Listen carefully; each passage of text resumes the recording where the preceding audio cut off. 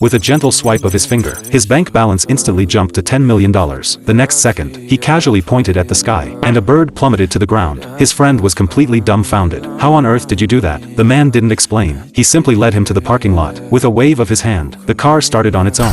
Then, with another flick of his wrist, his entire hand transformed into a mechanical form. Only then did he say, last night, he was struck by a meteorite. When he woke up, his body had turned into a machine, and he had awakened superpowers. The first thing he did after gaining his powers was to take his friend to settle the score with the school bully. At that moment, the bully was publicly picking on his friend. The man walked up and gave him a light tap. The bully's entire arm instantly lost all strength. With one more push, the bully dropped to his knees on the spot. The man coldly offered an apology, but the bully, far from being intimidated, threatened him instead. The man's eyes flashed, and he was about to inflict a harsher punishment. In that moment, the air seemed to freeze. Just as he was about to strike, his friend grabbed him by the arm. Seeing this, the man turned and walked away in silence. In that moment, he chose to restrain himself. In the days that followed, he only took action at night, punishing evil, upholding justice, and taking down bad guys. He even gave it all to his friend. He believed that as long as he did good deeds, the world would become a better place. But he was wrong. His superpowers had long been targeted. Soon, his identity was exposed. Public opinion began to boil.